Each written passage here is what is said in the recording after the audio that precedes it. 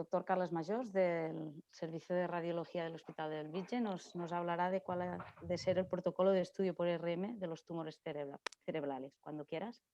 Muy bien, muchas gracias.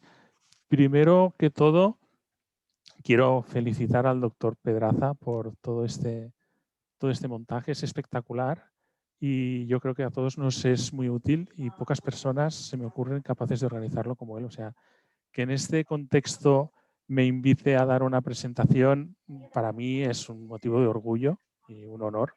Muchas gracias. Y además, el título que me ha propuesto, el grupo de Girona, ¿cuál ha de ser el protocolo de estudio por RM de los tumores cerebrales? Da mucho juego, porque es un tema que en 2 diapositivas lo podrías tener listo, con lo cual se presta a irse por las ramas. Y es por eso que yo el esquema lo he planteado como un árbol. Este es el esquema de lo que me gustaría explicarles. Hablaremos del tronco central, que es el protocolo que se ha de utilizar en el diagnóstico, el protocolo que se ha de utilizar en el seguimiento, pero me voy a permitir irme por las ramas y hablar un poco de la anatomía patológica, hablar de la perfusión, de la posibilidad de hacer de la resonancia magnética postquirúrgica precoz y de la posibilidad de hacer una resonancia magnética antes de iniciar la radioterapia. De manera que el primer punto que nos debemos plantear es el protocolo que debemos utilizar para el diagnóstico. Entonces aquí tenemos 2 posibilidades. Podemos enfocar el tema del diagnóstico como intentar predecir el resultado de la anatomía patológica o centrarlo en el manejo del paciente. Yo me decanto por el manejo de paciente porque estamos dentro de unidades multidisciplinares en los cuales se toman decisiones consensuadas para el mejor manejo del paciente y el radiólogo, de hecho, en estas unidades es un integrante más de la unidad de neurooncología, pero que es el que tiene la experiencia en radiodiagnóstico y el que aporta el valor añadido de esta experiencia. Entonces, nuestro protocolo debe incluir procedimientos acordados y adaptados a cada realidad local. Es decir, si estamos en un centro en que los cirujanos utilizan siempre el neuronavegador, pues nuestro protocolo debe incluir secuencias 3D para que el neurocirujano pueda incluirlas y neuronavegar. Si utiliza mucho la tractografía para ver por dónde van las fibras y planificar el acto quirúrgico, deberemos incluir secuencias de TI en nuestro protocolo. Si para planificar la estimulación cortical y decidir por dónde abordan utilizan la resonancia magnética funcional, pues bueno, no lo deberemos incluir en el protocolo, pero sí que lo deberíamos tener a mano para en un momento dado poder ofrecer esta información. Y por otro lado, los protocolos se deberán adaptar a nuestros medios y nuestra experiencia local. Si un centro tiene mucha fe en la espectro, como es nuestro caso, pues bueno, la espectroscopia debería estar en el protocolo. Pero si no vamos a valorar la espectroscopia, no tiene sentido perder el tiempo y hacerla. Y lo mismo para las secuencias de perfusión en T2, en T1, en susceptibilidad, etcétera. De manera que el protocolo debe estar adaptado a cada realidad local, en el medio en el que uno se mueve, y a la capacidad técnica y a la expertise de cada grupo de neuroradiólogos. Tenemos la variante del enfoque como predicción del resultado de la anatomía patológica. Y es cierto que a todos, ante una lesión como esta, pues nos gusta predecir cuál será el resultado de anatomía patológica y dedicamos horas para discutir si esto puede ser un astrocitoma anaplásico, si puede ser un glioblastoma, si es un paciente joven, pues, o si puede ser un tumor oligodendroglial, si es un paciente joven, si puede ser un ependimoma, etcétera. A todos nos gusta acertar el diagnóstico, y es correcto, pero en el fondo el manejo de este paciente está claro. No tenemos que pensar, el manejo será la máxima resección posible, como se muestra en la diapositiva de la derecha, y el anatomopatólogo ya nos dirá que en realidad esto era un glioblastoma. No hay que obsesionarse en el diagnóstico anatomopatológico, está bien, pero no hay que obsesionarse. Y además tenemos que tener en cuenta que los anatomopatólogos no aciertan siempre. Y a este respecto, yo creo que es muy ilustrativo este artículo. Es un poco radical, y un poco antiguo, es del año 2007, Pero en este artículo lo que se hizo fue, en el contexto de un ensayo con revisión centralizada de la anatomía patológica, fueron a valorar los diagnósticos de 9 anatomopatólogos de prestigio, verán que aquí hay anatomopatólogos de prestigio, y el anatomopatólogo local, y el grado de consenso en el diagnóstico definitivo, el grado de coincidencia con el diagnóstico consenso. Y fíjense que hay cifras de acierto o de coincidencia del 87, no hay ningún 100%, del 83, del 87, del 77, del 59%, incluso hay cifras del 31%. Es decir, en el 69% de los casos, con este anatomopatólogo, el radiólogo pensó que se había equivocado de diagnóstico cuando en realidad quizá lo había acertado y el que se había equivocado era el anatomopatólogo. Es decir, no siempre aciertan los anatomopatólogos. Lo único es que solo un anatomopatólogo puede contradecir a otro anatomopatólogo. Ya he dicho que era una cita un poco extrema. Si necesitan una cita para decir esto, yo creo que esta es más recomendable. Es una revisión de una persona, de un anatomopatólogo de prestigio, de Martin van den Ven, y enfoca una visión más global de las discrepancias entre anatomopatólogos, pero existen. Y adicionalmente, tenemos que tener en cuenta también, cuando no coincidamos con el diagnóstico del anatomopatólogo, que puede haber un error de sampling, un error de muestreo. Y en este artículo lo que valoraron fue el grado de coincidencia entre el diagnóstico obtenido por biopsia estereotáctica y el diagnóstico obtenido mediante la resección tumoral. Y nos da una cifra, también he buscado un artículo un poco extremo, pero me sirve para explicar lo que quiero explicarles. Aquí da una cifra de coincidencia del 36%. Es decir, si nosotros basamos el diagnóstico en el diagnóstico de la biopsia estereotáctica, puede ser que únicamente el diagnóstico sea correcto en un 36%. De manera que no debemos obsesionarnos en predecir lo que dirá el anatomopatólogo. Lo importante es el manejo del paciente. Pero hay determinados supuestos diagnósticos en los cuales sí que debemos realizar todo nuestro esfuerzo para predecirlos, justamente porque modifican el manejo del paciente. Y nuestras secuencias deberán estar preparadas para detectar estos casos. Yo he considerado 4 entidades, probablemente me haya olvidado alguna. Igualmente el protocolo debe estar preparado para ellas. Y el primer diagnóstico que me he planteado que debemos tener en mente porque modificarían el manejo es el caso de los abscesos. Está claro que en un caso de absceso como este, el manejo del paciente no será la máxima resección segura. En este caso, lo que debemos hacer es precozmente una punción, sacar el máximo de contenido, cultivarlo y ofrecerle un diagnóstico preciso. Este diagnóstico sí que es importante que lo establezcamos porque nos va a modificar el manejo del paciente. Y para esto debemos tener secuencias de difusión, como esta, que tiene una alta sensibilidad en este diagnóstico. Nuestro protocolo debe tener este tipo de secuencias para que no se nos escape este diagnóstico. Apuntar que la espectroscopia nos da un plus añadido en cuanto a especificidad. La difusión es muy sensible, la espectroscopia es muy específica. No digo que tengamos que tenerla en el protocolo, pero sí tenerla a mano, porque si necesitamos ese plus de especificidad, la espectroscopia nos lo puede dar. Otro diagnóstico que yo he llamado prioritario sería el de linfoma. Lo mismo, el manejo de un paciente con linfoma es diferente del manejo de un paciente con tumor glial. Si este era un caso de paciente con linfoma, en este caso no debemos intentar una resección, la máxima resección segura. En este caso no es necesario que hagamos secuencias funcionales para ver cuál puede ser el mejor abordaje. Aquí lo que hay que hacer es lo antes posible una biopsia estereotáctica que nos dirá que es un linfoma, que tiene un tratamiento, es muy sensible a la quimio-radioterapia y que además debemos obtener el diagnóstico precozmente porque si a este paciente se le dan corticoides, los corticoides, como ustedes conocen, pueden enmascarar el diagnóstico del linfoma. Entonces, el manejo es muy diferente, por eso debemos tenerlo en mente. Y para ello nos ayudan mucho las secuencias de difusión, como estas, una nota al margen.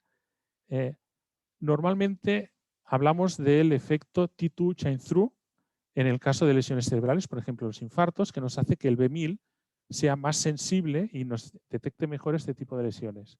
En el caso de los linfomas nos podemos encontrar con un efecto T2 Dark Through que hace que, debido a su alta celularidad y su señal de resonancia intermedia, nos hace que lo veamos mejor en la secuencia, en el mapa de ADC, que en el mapa de difusión. De manera que en este tipo de diagnósticos está bien que veamos el B1000, pero importante que nos fijemos en el mapa de coeficiente de difusión porque podemos tener un efecto T2 Dark Through que se describe como característico en linfomas. Y además, para este diagnóstico también nos puede ser muy útil las secuencias de perfusión, porque son tumores que en el mapa de volumen sanguíneo no dan valores de aumento de perfusión, pero sí que tiene esta curva característica con este efecto de T1 leakage tan característico que nos puede ayudar al diagnóstico.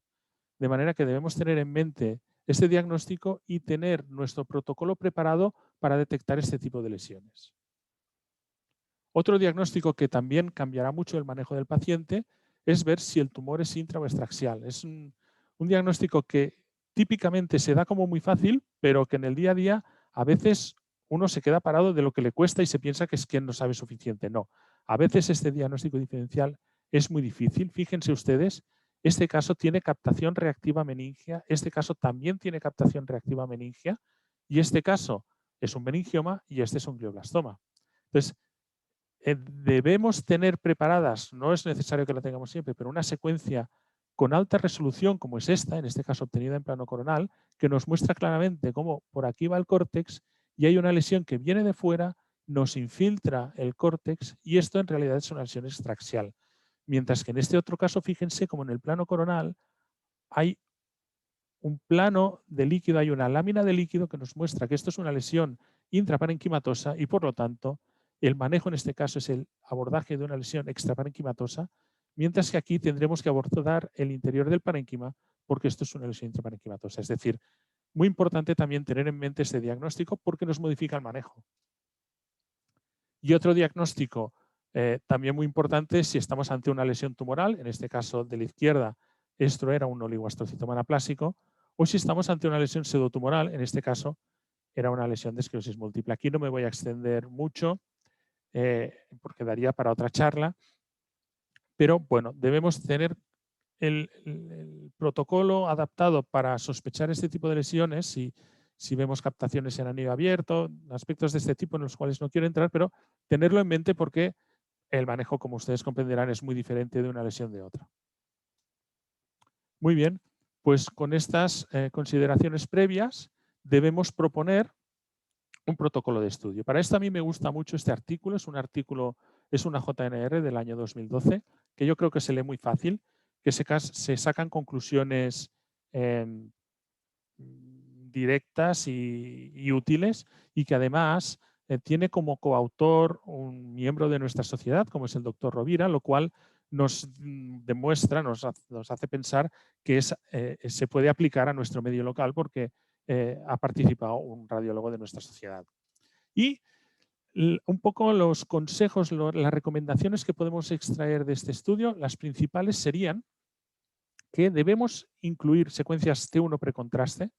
Importante incluir secuencias T1 precontraste. Si vamos directamente a las secuencias post-contraste, nos podemos encontrar que la lesión ya era hiperintensa previamente, de manera que igual nos pensamos que capta una lesión que no capta y en realidad es que era hiperintensa antes. Secuencias T2, secuencias de difusión, secuencias T1 post-contraste y dice un poco lo que comentábamos al principio, que perfusión, espectroscopia y otras técnicas avanzadas se pueden incluir de acuerdo a la habilidad del equipo que disponemos y el escenario clínico. Muy importante y muy útil que debemos esperar un tiempo antes de adquirir las imágenes post-contraste. Hablan de un delay, una demora de hasta 20 minutos para dar tiempo que la lesión capte. Este tiempo lo podemos aprovechar para obtener las secuencias, pues secuencia de perfusión, aprovechando el bolus, secuencias T2, secuencias T2 codegradiente, etc. Aconseja administrar una dosis única de gadolinio, 0,1 milimoles por kilo de peso, y que el grosor de las secciones de los cortes no tiene que ser mayor de 5 milímetros. Estas son las recomendaciones y en base a todas estas consideraciones y recomendaciones, este es nuestro protocolo de estudio. Nosotros en las máquinas de Tesla y medio utilizamos secuencias axial, sagital y axial T1 precontraste, secuencia de difusión. Realizamos el axial antes de administrar contraste para evitar la influencia del contraste en esta secuencia. Administramos contraste en bolus, obtenemos la secuencia de perfusión potenciada en T2. Realizamos secuencias T2 turbo y T2 eco de gradiente. Nosotros todavía utilizamos secuencia T2 eco de gradiente, no hemos cambiado a susceptibilidad todavía. Obtenemos secuencias axial y coronal T1 postcontraste. No las sustituimos por el volumétrico. Obtenemos el axial y coronal porque consideramos que nos da mejor calidad de imagen y nos da una valoración más precisa. Entonces obtenemos la secuencia volumétrica para el neuronavegador, el DTI para la tractografía porque en nuestro hospital se utiliza mucho y realizamos también secuencias de espectroscopia porque nosotros la utilizamos mucho, que consideramos que le sacamos mucha utilidad. En la máquina de 3 Teslas el protocolo es ligeramente diferente. Aquí sí que sustituimos la secuencia sagital y axial por un volumétrico. Realizamos la secuencia de difusión. El flare también lo obtenemos en 3D. Bolus de contraste, perfusión. De nuevo, las secuencias T2 turbo y T2 eco de gradiente las adquirimos en 2D. La secuencia volumétrica 3D T1, postcontraste, que sustituye al axial coronal. Y de nuevo, el DTI y la espectroscopia. Este es nuestro protocolo. Sepan que hay un protocolo recomendado, debemos saber que hay un protocolo recomendado para los ensayos. Y lo podemos encontrar en esta revista, es un protocolo de consenso de autores de prestigio, es un Neuro-Oncology de 2015 y nos propone estos parámetros para utilizar en caso de ensayos. Estos serían los mínimos en esta tabla, no me voy a extender. Y estos serían la recomendación precisa para utilizar en la máquina de 3 Teslas y para utilizar en la máquina de 1 Tesla y medio. Lo bueno de estas recomendaciones, que son muy precisas. Lo malo de las recomendaciones, que son muy precisas. Es decir, todos tenemos nuestro protocolo optimizado para nuestra máquina y probablemente no sea este protocolo. No queda claro que obtengamos mejor calidad, cada uno conoce su máquina, conoce sus características, no queda claro que estas características, me repito, sean las mejores. Pero bueno, debemos saber que existen estas recomendaciones para ensayos. Si es un ensayo que tiene su propio protocolo, deberemos utilizar ese protocolo y si no, podremos considerar utilizar estas recomendaciones. Debemos conocerlas. Ahora me gustaría irme a la rama de la perfusión. Yo creo que en la práctica totalidad de protocolos existen las secuencias de perfusión potenciadas en T2, pero es un mundo. El mundo de los parámetros a utilizar dentro de las secuencias de perfusión es muy variado y podemos tener dudas de cuáles son los mejores parámetros a aplicar en nuestro caso. Para esto a mí me gusta este artículo, es un Neuro-Oncology del año pasado, del 2020, son unas recomendaciones de los parámetros a utilizar en secuencias de perfusión. Es de Boxerman. No voy a decir que es un artículo fácil de leer, al contrario, yo creo que con la primera lectura no tuve suficiente, pero sí que es muy explicativo y está muy bien argumentado y uno entiende el porqué de estas recomendaciones. Y sus recomendaciones son, bueno, Boxerman dirige el estudio, dirige el análisis de las secuencias de perfusión para hacer una valoración robusta del volumen sanguíneo cerebral en tumores. De manera que nos recomienda que la secuencia sea ecodegradiente, no espineco, porque la secuencia espineco da una mejor valoración capilar, una mejor valoración de vasos de pequeño calibre. Que las secuencias de perfusión con secuencias espineco, serían las ideales para valorar infartos, por ejemplo, en los cuales queremos valorar perfusión de pequeño vaso. Pero cuando estamos hablando de vasos de calibre intermedio, la secuencia ecodegradiente sería preferible a la secuencia Spineco. Él recomienda hacer un prebolus con dosis completa, un flip angle de 60. El flip angle de 60 nos explica que tiene más efecto de leakage T1, pero tiene mejor señal, que proporciona mejor señal. De manera que con que el leakage lo evita con el prebolus, aconseja un ángulo de 60 grados. Tiempos de eco relativamente largos porque dan mejor señal, aunque también tiene más efecto de leakage. Aconseja obtener entre 30 y 50 puntos temporales antes del bolus y 120 en total, y un postprocesado para corregir el leakage. En el caso de que no queramos dar prebolus porque no queremos administrar al paciente doble dosis de contraste por todos los inconvenientes que ustedes ya conocen, entonces aconseja sí utilizar un flip angle menor, un flip angle de 30 grados para evitar el efecto del leakage T1. Muy bien, estas son las recomendaciones para valorar el volumen sanguíneo cerebral. Tenemos que tener en cuenta que con esto nos evita el leakage. Si nosotros lo que queremos es valorar la curva, hacer lo que podríamos llamar curvology, esta secuencia no será nuestra secuencia mejor, porque nos disminuirá las diferencias. Si nosotros lo queremos valorar, como les comentaba anteriormente, son las diferencias de curva entre los linfomas en naranja y, por ejemplo, los astrocitomas anaplásicos en gris. Si utilizamos ese tipo de secuencias, esto nos quedará minimizado. De manera que tenemos que ser conscientes. Si por contra no utilizamos esa secuencia, hemos de ser conscientes que las cuantificaciones quizá no se ajusten a lo que hay en la literatura previa. En casos extremos no habrá problema, en casos que estén rozando el límite debemos ser conscientes de la secuencia que estamos utilizando. Volvemos al tronco central y ya me gustaría hablar del protocolo de seguimiento. En el protocolo de seguimiento yo creo que lo más importante, más que la secuencia que utilizamos, que sería la misma del diagnóstico modificada, y porque lo importante es poder comparar, lo más importante quizás son los timings, en los momentos en que debemos realizar las resonancias. El protocolo, quizá la parte más importante es el momento en que debemos realizar estas resonancias. Para esto quizá la recomendación mejor sería seguir los protocolos americanos, que nos dicen que después de hacer una resección debemos realizar una resonancia magnética postquirúrgica. Si en lugar de una resección ha sido una biopsia estereotáctica no es necesaria porque el tumor no habrá variado.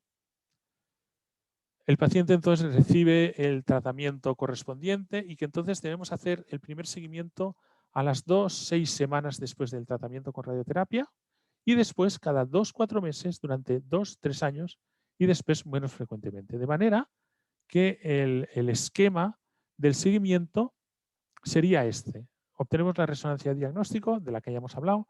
El paciente es intervenido. Si es intervenido con intención de resección, debemos realizar una resonancia postquirúrgica en 48-72 horas. Después el paciente recibirá tratamiento concomitante si es un glioma de alto grado. Seguimiento a las 2-6 semanas, primera resonancia de seguimiento, y entonces cada 2-4 meses hasta los 2 primeros años, y que después ya podemos espaciar más los controles. Estas son las recomendaciones de las guías americanas. El protocolo, como decía, lo más importante en el seguimiento es comparar. El protocolo debe ser constante y será el mismo de el protocolo de diagnóstico, quitando las secuencias volumétricas, el DTI y la espectro, porque estamos en otro contexto y lo que queremos hacer es el seguimiento. Pero por lo demás pueden ver que es el mismo extrayendo esas secuencias. Un tema complejo, discutible, es cuándo debemos realizar la primera resonancia postquirúrgica precoz. Ya me voy a una rama. Bueno, el tiempo en el que debemos realizar este estudio se basa en el concepto de ventana diagnóstica que estableció Alberts en el año 1994. Y de esta manera, las guías americanas, hasta marzo del 19, nos recomendaba hacer esta secuencia en las primeras 72 horas. ¿Por qué? Porque Albert nos explica que hay una ventana diagnóstica en la que todavía no hay captaciones postquirúrgicas. Y con que nosotros lo que queremos ver es si hay tumor, debemos evitar el momento en el que no hay captaciones postquirúrgicas, porque entonces sabremos que toda la captación es tumor. Y en eso se basa el concepto de ventana diagnóstica. Debemos realizar la resonancia cuando todavía no hay captaciones cicatriciales postquirúrgicas. Estas guías cambiaron en marzo de 2019 a recomendar 48 horas y bueno, hay diferentes protocolos que recomiendan diferentes rangos horarios y siempre están basados en la opinión de los expertos. no conozco ningún artículo que lo haya intentado hacer de una forma cuantitativa. El por qué antes de 48 horas y no antes de 72, por ejemplo. Este estudio posquirúrgico nos servirá de estudio basal para valorar la respuesta al tratamiento, nos sirve para saber el grado de resección, para que el cirujano sea consciente de dónde ha quedado tumor. Parece banal, no lo es importante que el neurocirujano coja la experiencia de saber por dónde se le ha escapado el tumor. Y además es útil porque tiene valor pronóstico. Este es un artículo, es un Neuro-Oncology del 2018, en que en base a esta gráfica, aunque les cueste creerlo, en base a esta gráfica demuestra que hay una correlación directa entre el grado de resección y la supervivencia del paciente. Son autores de prestigio, en una revista de prestigio, y nos dan una P de 0.0001 de correlación. Aunque parezca que los valores están dispersos, aquí hay correlación entre restos tumorales y supervivencia. Hay una correlación directa. Nosotros no conseguimos obtener esta correlación directa, pero sí que, con un número más reducido de pacientes y una experiencia local, sí que es cierto que los pacientes con mayor grado de resección viven más, en azul, que los pacientes en que el grado de resección es menor. O sea que esta secuencia tiene valor pronóstico. Pero, juntamente con el grupo de radiómica del BIO, del Vall d'Hebron Investigación Oncología, nos planteamos si había una manera de cuantificar el rango en el que debíamos realizar esta resonancia. Y el racional es el siguiente. Nosotros en el estudio posquirúrgico queremos valorar captación, porque se correlaciona con resto tumoral y a su vez se correlaciona con supervivencia. Nosotros queremos detectar en qué momento el estudio posquirúrgico nos valorará mejor el resto tumoral y menos la inflamación. Por razones éticas, no podemos correlacionar directamente la captación del estudio con la anatomía patológica, porque no podemos resecar, no podemos someter al paciente con una nueva cirugía. Pero lo que sí que tenemos es que si hay una correlación directa del resto tumoral con la supervivencia, queremos realizar ese estudio en el momento en que la captación se correlaciona mejor con supervivencia. Si nosotros conseguimos, en base a la captación, estratificar grupos pronósticos, estaremos valorando resto tumoral y no captación posquirúrgica. Por contra, si la captación no se estratifica en grupos pronósticos, estamos valorando otra cosa, porque si valorásemos tumor, se tendría que correlacionar con la supervivencia. Este fue nuestro racional. La primera prueba de concepto es que el grado de resección se correlaciona con la supervivencia. Esto es cierto, esta gráfica nos lo muestra. Los pacientes que tenían menos restos tumorales en azul vivían más que los que tenían más restos tumorales en rojo. Y entonces lo que hicimos fue estratificar a los pacientes dependiendo del tiempo que había pasado entre la resección y el estudio posquirúrgico. Y nos encontramos que en el grupo en que habían pasado menos de 24 horas, las curvas de supervivencia se superponían. Mientras que en el grupo de 24-48 horas y el grupo 48-72 horas, conseguíamos estratificar bien un grupo en el cual tenía más captación y estos pacientes vivían menos que el grupo que tenía menos captación y estos pacientes vivían más. 24-48 horas, 48-72 horas. Y en más de 72 horas sucedía lo mismo que en menos de 24 horas. Aunque parece que tiene cierto grado de discriminación, la P no sale significativa. ¿Qué nos está diciendo? Pues que quizá en este grupo y en este estamos valorando algo que no es tumor, porque la captación no nos consigue estratificar grupos pronósticos. En la gráfica de arriba a la derecha les mostramos el valor, la media y el coeficiente del 95% del hazard ratio. De manera que cuando este coeficiente, intervalo de confianza, perdón, he hecho coeficiente. Cuando este intervalo de confianza cruza el 1, puede ser que no distingamos grupos pronósticos y vemos que este valor de 1 se cruza en menos de 24 horas y en más de 72 horas. Son resultados preliminares de un estudio prospectivo con únicamente 144 pacientes y que además no estaba diseñado para detectar esto. Siendo honesto, yo lo que esperaba encontrar era que daba igual hacerlo después de las 72 horas. Pero bueno, en base a estos resultados, parece ser que no es necesario correr mucho para hacer el estudio posquirúrgico precoz, que en el grupo de 48-72 horas también tenemos buena discriminación de grupos pronósticos, de manera que todavía estamos valorando restos tumorales y quizá incluso es recomendable no correr demasiado y no hacerlo en menos de 24 horas, porque debemos estar midiendo algo que no son restos tumorales y con que siempre es bueno plantear una hipótesis ante unos resultados, una hipótesis no demostrada y solo para explicar los hallazgos, quizá estamos valorando lesión directa quirúrgica. Hay estudios que detectan su fusión de contraste cuando se hace en menos de una hora, que son por lesión directa capilar y vascular, que todavía no se ha podido regenerar. Bueno, esta sería una hipótesis para explicar este hallazgo. Y ya el último concepto que me gustaría desarrollar, la otra rama, sería la posible utilidad de realizar una resonancia magnética antes de la radioterapia. Cuando les he mostrado el esquema, realizamos la cirugía, hacemos el estudio posquirúrgico y este es el que nos servirá de estudio basal para valorar la respuesta a la quimiorradioterapia en los diferentes controles de seguimiento. Pero entre que hacemos el estudio posquirúrgico y iniciamos la quimiorradioterapia pasa un rango de tiempo que en las diferentes revisiones es de hasta 6 semanas y se describen retrasos de hasta 14 semanas. Y en este tiempo el tumor puede haber crecido mucho. Y nosotros nos planteamos, gracias a una ayuda del Grupo Español de Investigación en Neurooncología, qué pasaría si incluyésemos un estudio pre-radioterapia para utilizar como basal. Y lo que nos encontramos, es decir, incluir un estudio aquí. Y lo que nos encontramos es que entre este estudio y entre el posquirúrgico y el pre-radioterapia, había crecimiento en 13 de los 28 pacientes que incluimos en el estudio prospectivamente. Un 46% de pacientes crecían en este rango de tiempo.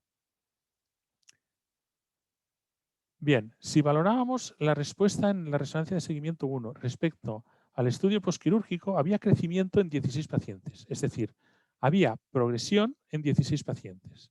Como ustedes saben, de estos 16, unos serán progresión y otros serán pseudoprogresión y responderán favorablemente en el seguimiento. Pues en estos pacientes se daba pseudoprogresión en 7 de los 16 pacientes, un 44%. Es una ratio que está en línea con la experiencia de la literatura. Pues bien, si el estudio basal, en lugar de este posquirúrgico, era el pre-radioterapia, únicamente había crecimiento en 12 pacientes. Solo había 12 pacientes con progresión que debíamos decidir si era pseudoprogresión o progresión verdadera. Es decir, esto que nos dice que en 4 pacientes el crecimiento que vemos aquí en el post-tratamiento no es un crecimiento que sucede durante el tratamiento, es un crecimiento que sucedió antes. El tumor creció, le dimos tratamiento y aquí lo vemos mayor que en el posquirúrgico, pero en realidad está en respuesta respecto a este estudio pre-radioterapia. Y esto nos disminuyó el porcentaje, la ratio de pseudoprogresiones a 3 de 12. Es decir, realizando un estudio aquí, disminuyemos la ratio de pseudoprogresión de un 44 a un 25% de pacientes que en realidad estaban respondiendo y por lo tanto aquí no hay duda. Aquí debemos seguir con el tratamiento porque el paciente está respondiendo. Además, encontramos que este estudio tenía valor pronóstico y que los pacientes que en el estudio pre-radioterapia presentaban crecimiento, no presentaban crecimiento, vivían más, es esta línea de aquí, que los pacientes que presentaban crecimiento focal o los pacientes que presentaban crecimiento global. Con lo que este estudio tenía valor pronóstico. Y una tercera conclusión, y más interesante si cabe, es que en algunos casos encontrábamos crecimiento a distancia, que nos justificaba el cambiar el campo de radioterapia. Y aquí ven un ejemplo, no incluido en el estudio, este paciente no es del estudio de 28 pacientes, en el cual después de la cirugía nos aparecieron captaciones a distancia. Y es importante saber que si incluimos estas lesiones en el campo de radioterapia, esta puede ser su evolución.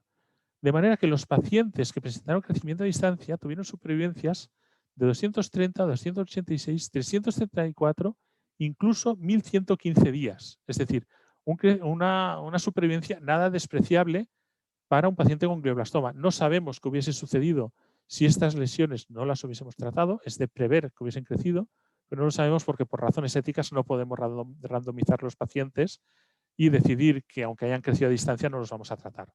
En el caso que les he mostrado, la supervivencia fue de 904 días. Nada especial, con lo cual debemos valorar si en nuestro medio y en nuestras condiciones merece la pena incluir un estudio antes de la radioterapia. Y con esto ya llegamos a la copa del árbol y aquí debemos tener en cuenta, no perder de vista que en el centro de todo está el paciente, que debemos tenerlo en el centro, que todo lo que hacemos lo hacemos por el paciente y no hay que perderlo de vista y que en el fondo lo más importante son las personas y que si tenemos la suerte de trabajar con un buen grupo, una buena unidad funcional de neurooncología, con un buen equipo de técnicos y enfermeros y personal de enfermería y con el mejor grupo de neuroradiólogos, yo les he dicho toda una serie de características técnicas, pero el protocolo acabará saliendo y conseguiremos nuestro objetivo, que es ayudar al paciente. Y esto es lo que yo quería comentaros. Muchas gracias. Muchas gracias a ellos por el día a día y muchas gracias a ustedes por su atención. Y esto es todo. Muchas gracias, Carlos, por tu excelente presentación, muy didáctica. Tenemos ya unas cuantas preguntas. Vamos a dar paso primero al doctor Pedraza. Sí. Salva, cuando quieras. Gracias, Monse. Bueno, Carlos, magistral, como siempre. Muchísimas gracias. Dos preguntas básicas. Los neuroradiólogos, cuando trabajan con tumores, tienen como dos dilemas esenciales. Uno es, ¿lo estoy haciendo bien con 1.5? ¿Tendría que tener 3 teslas? Es un dilema. Y lo otro es, lo que has dicho de curvología. ¿Me tendría que mirar más las curvas o solo con mirarme colores de la perfusión lo hago bien? ¿Qué aconsejas tú en estos dos dilemas, Carlos?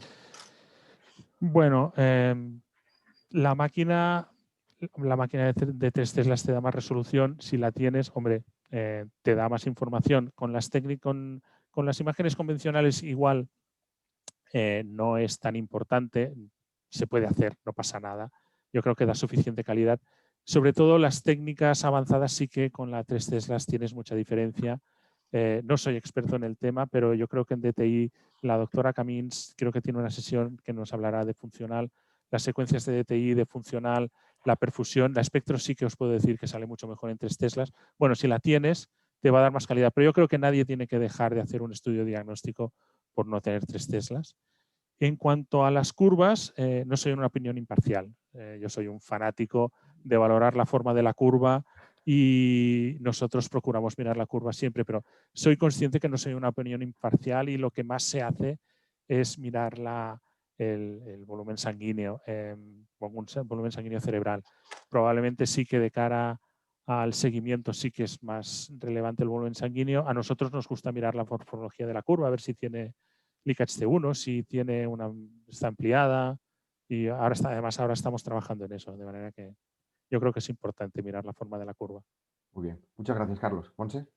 A ver, el doctor Vilanova también tenía una pregunta.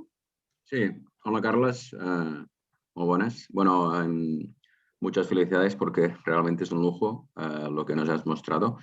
Y yo tengo un par de aspectos en cuanto al protocolo, específicamente en 1.5.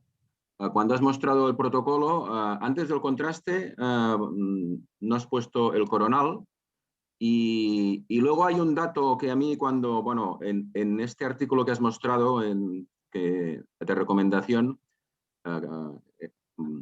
que has mostrado que está Alex, cuando en su día, bueno, lo miré y lo revisé, hay un dato que a mí me sorprendió, que ponía que en un protocolo estándar incluso se puede obviar el flare y se puede sustituir por el T2 para ganar tiempo. O sea que la recomendación casi era que el flare lo puedes obviar. Y luego la otra pregunta que cuando has mostrado, a mí lo que me sorprende es que antes del contraste no hacer un coronal. Esto no sé, porque en la rutina diaria casi, en la mayoría de protocolos, hacemos un coronal. Entonces, es una cosa que no No sé cómo lo ves. Sí, nosotros no hacemos coronal precontraste. Las captaciones las valoramos, o sea, la comparación pre y post lo hacemos solamente en axial y con esto hacemos lo extrapolamos al 3, o sea, mentalmente al 3D. No obtenemos coronal T1 precontraste. No, lo que pasa es que, claro, que precisamente, bueno, tú has mostrado que a veces, bueno, te encuentras, que evidentemente no es lo habitual, pero claro, te encuentras el día que tienes este tumor, que si es intra o extraaxial. Y, bueno, has mostrado que, bueno, realmente el coronal, evidentemente que igual con el contraste luego te puedes de esto, ¿no? Pero, bueno, a mí no sé, la verdad que yo un protocolo de cráneo sin coronal, yo para mí no es, bueno, yo la verdad que no lo tengo. Bueno, Es un aspecto personal. Pero lo bueno. tenemos post-contraste. Si necesitamos... Sí. No, a mí es una cosa que me... Y luego, bueno, tú no estás en la recomendación, pero el hecho, porque, bueno, está en esta recomendación, que incluso puedes obviar el flare en un protocolo estándar de análisis. Esto está en este artículo que tú has mostrado de Alex, que, bueno, a mí es una cosa que me sorprendió en su día, bueno, que puedes obviar el flare, con lo cual, no sé. No sé si tú también eres... yo creo que, de hecho, en el texto que mostraba no subrayado, salía. Yo creo que esto está derivado de que el artículo es del 2012. Sí, bueno, no, por esto ya. Hoy en día, con los criterios RANO en los cuales le damos mucho valor a FLAIR, yo creo que esta recomendación no hay que tenerla en cuenta, hay que situarla en el contexto de cuando se hizo. Sí, por esto te quería. Y yo creo que hoy en día sí que debemos realizar secuencias FLAIR para valorar, pues todos sabemos, pacientes con tratamiento en bevacizumab o en los mismos criterios RANO se incluye la variación exterior. Estoy de acuerdo. Muy bien, gracias. Gracias. Perfecto. Seguimos con la doctora del Barco, que también tiene una pregunta, oncóloga del ICO Girona. Hola, buenos días. ¿Me oyes? ¿Se oye bien? Sí. Vale, perfecto. Bueno, Carlas, yo no te conozco, pero bueno, me ha parecido excelente la presentación y yo solo 4 puntualizaciones, ¿vale? Sobre todo por si en la sesión no solo hay radiólogos, es que desde el móvil no veo quién hay. Pero bueno, la primera de todas solamente, ¿no? Que bueno, el estudio ese que presentaste es del 2007, ¿no? Con la diferencia del diagnóstico entre diferentes patólogos. Esto es verdad, es una realidad. Pero también es verdad, Carlos, y esto me darás la razón, ¿no? Que desde que tenemos la clasificación molecular, ¿no? El objetivo es que el diagnóstico unificado entre patólogos pues sea consensuado. Yo creo que es un estudio muy antiguo, como tú bien has dicho, pero que menos mal que bueno, esto avanza en algo. Y al menos en cuanto al diagnóstico histológico, ¿no? Yo creo que el gran avance ha sido la clasificación molecular que permite, ¿no? La unificación de criterios entre patólogos. Simplemente por si hay radiólogos, ¿no? Que no se queden con la idea de que los patólogos no hay consenso, ¿no? Ese es uno. Luego, la siguiente puntualización, tú has puesto en el protocolo de seguimiento de la resonancia, bien es verdad que hay que hacer una resonancia por protocolo, ¿no? Lo que dicen, ¿no? A las 2-3 semanas por radioterapia. Y esto, como tú bien has explicado, ¿no? Pues es un dolor de cabeza, al menos para el oncólogo, para el radiólogo, para todos, porque yo creo que el kit de la cuestión vendrá el día que podamos diferenciar realmente lo que es una pseudoprogresión de una progresión. Está claro cuando aparecen lesiones fuera del lecho quirúrgico, ¿no? Pero no después de la radioterapia. Y muchas veces yo me planteo, ¿no? Y de hecho hay pacientes que no se la hago justo después de la radioterapia porque es que me da dolor de cabeza, el paciente está bien y es que muchas veces no nos aporta información. Yo no sé si en algún caso tú obviarías esa resonancia por radioterapia o no, pero bueno, yo es una cuestión que te lanzo. Y en relación a esto, bueno, excelente la puntualización que has hecho de la radioterapia, de la resonancia antes de empezar la radioterapia. Yo las hago sobre todo cuando veo que la radioterapia va a empezar más allá de las 6 semanas, ¿no? Que es el tiempo en que se estipula que tiene que iniciar la radioterapia. Y efectivamente, en casi el 40 y tantos % de los pacientes lo que veo es una progresión. Y yo creo que es súper buena puntualización lo que has hecho, ¿no? Porque muchas veces en el comité yo digo, no, vamos a hacer una resonancia, pero ya tiene una. Digo, no, antes de empezar la radioterapia, por eso. O sea, que me ha parecido excelente esa puntualización que has hecho, ¿no? Y luego ya lo último, ¿no? el estudio que has hecho de 144 pacientes, vamos, excelente, 144 glioblastomas, vamos, es una muestra, un tamaño muestral para mí excelente, ¿no? Y en cuanto a la puntualización del grado de resección, ¿no? Estaría súper bien que en ese escenario que habéis hecho, ¿no? Se pudiera correlacionar con la biología molecular del tumor, ¿no? Yo no sé si, bueno, si para determinar el grado de resección, que como todavía has dicho es un factor pronóstico súper importante, ¿no? Hay que hacer algo más de lo que estamos haciendo o no. Si nos aconsejas, no sé, hacer algún otro tipo de técnica de cara a los radiólogos, pero vamos, me ha parecido súper buena puntualización. Y ya está, nada más. Muchas gracias. Espero no perderme ningún punto.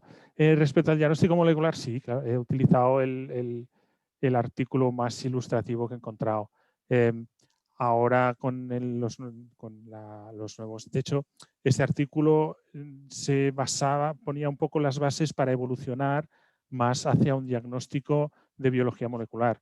En cualquier caso, cuando los pacientes entran en ensayos, se siguen haciendo revisiones centralizadas y antes de tratar a un paciente en nuestro hospital se sigue pidiendo las muestras de anatomía patológica de otro hospital. De manera que el acuerdo no es del 100%. Y eso lo debemos tener en mente. En cualquier caso, el mensaje que yo quería mandar es que no nos obsesionemos porque el diagnóstico lo va a dar el anatomopatólogo y nosotros lo que tenemos que centrarnos es en el manejo del paciente porque el otro no lo vamos a poder controlar. Gracias por la puntualización y yo creo que es muy ilustrativa, cierto. La resonancia a las 2-6 semanas, yo creo que definitivamente sí que hay que hacerla. Porque te puedes encontrar en un paciente que diagnosticarías de pseudoprogresión, es decir, un paciente que pre-radioterapia, bueno, depende de lo que utilices, pero si utilizamos postquirúrgico, no hay lesión, aparece una lesión en la post-radioterapia y en el siguiente control disminuye.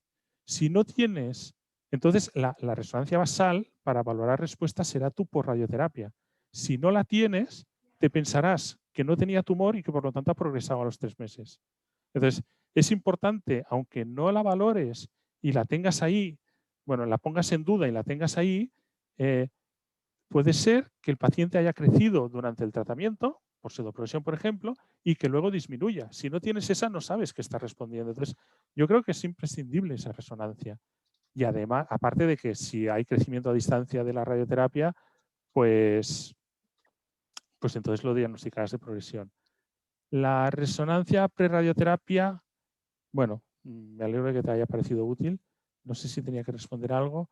Y sí, claro, en el estudio nos lo planteamos, estratificar si por la metilación del MGMT. Lo que pasa es que preferimos, fíjate que el grupo de menos de 24 horas se nos quedó en 24 o 26 pacientes, creo. Si los estratificamos, nos quedamos con 12. No teníamos, claro que es importante estratificar por los otros factores pronósticos conocidos, pero no teníamos para más. Yo creo que hubiésemos perdido robustez. Espero haber respondido a las preguntas. Muy bien, Carla, sí, creo que sí. El doctor Mestra, del Servicio de Medicina Nuclear de Girona, también tiene un comentario y una pregunta. Sí, hola, buen día a todos. Buenos días. Bueno, en primer lugar, gracias por tu presentación, porque ha sido muy interesante, muy clarificante. El comentario iba en el mismo sentido que ha hecho el doctor Vilanova sobre el FLAIR, o sea que no voy a entrar en eso. También quería comentar como médico nuclear que, como ya sabéis, que el beta-aminoácido es una herramienta que también está ahí y que ayuda muchas veces en la valoración de respuesta, sobre todo cuando hay una pseudoprogresión, una pseudorespuesta, así como en lesiones pues que el contraste no siempre nos las delimita y lesiones a distancia. Y mi pregunta iba en el sentido de la secuencia 3D, porque, como has comentado, el 3D es importante para el neuronavegador.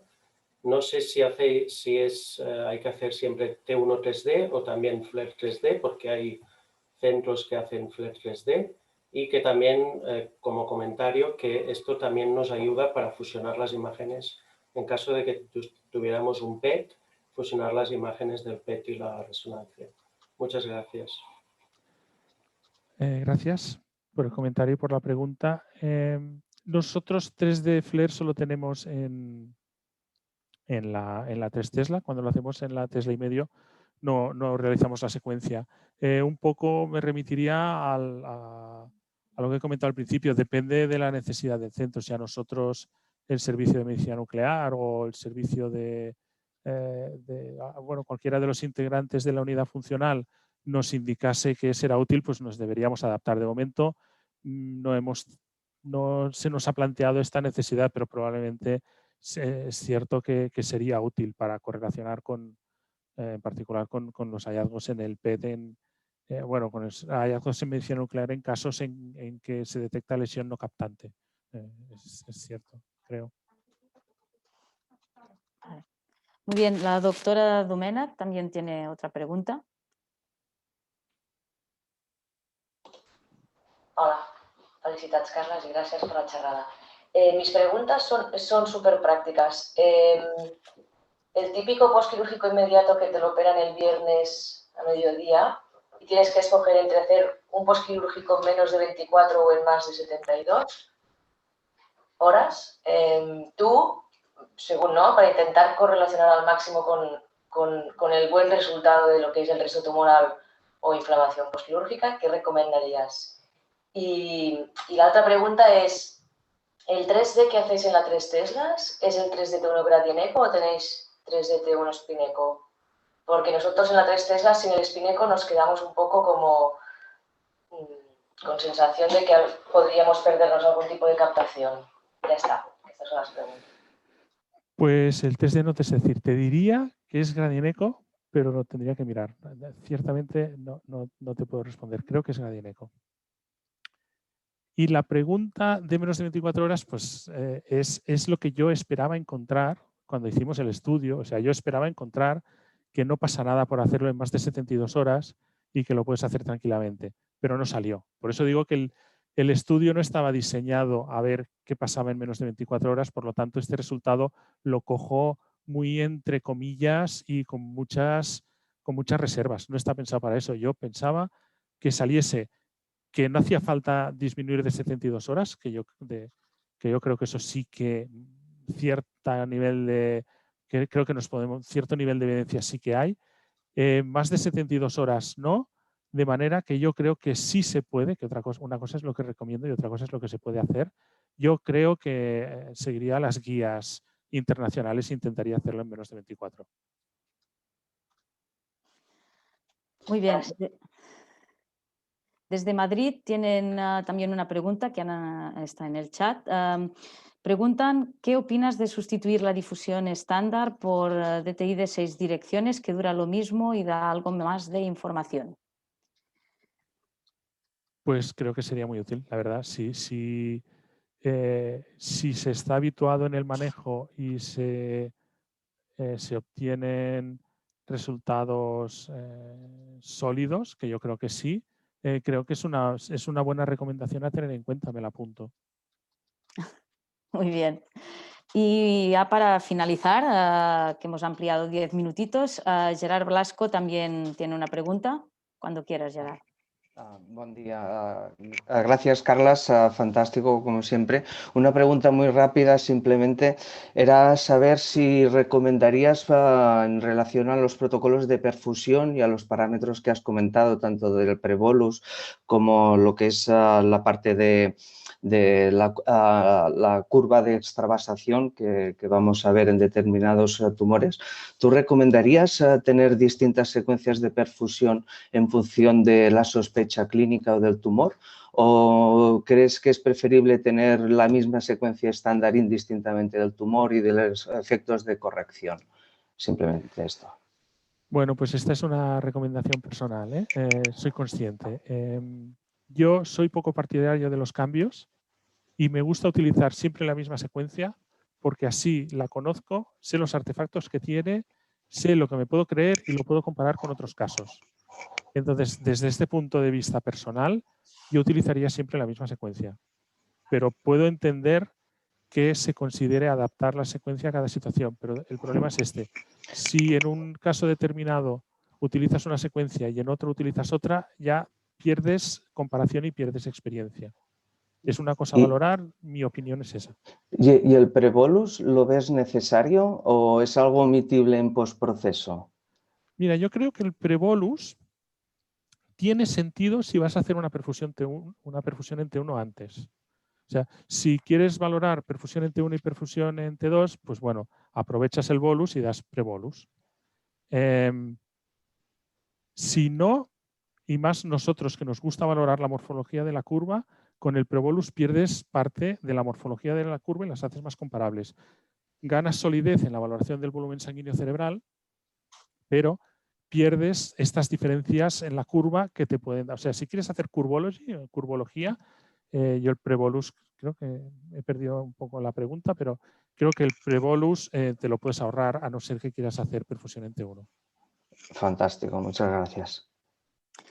Bueno, pues ya fuera de tiempo, pero con un excelente debate post presentación, vamos a dar ya por finalizado la sesión de hoy. Muchas gracias, Carlas, y a todos los que han colaborado. Nos vemos la semana que viene. Muchas gracias. Gracias a todos. Gracias. Deu. Deu.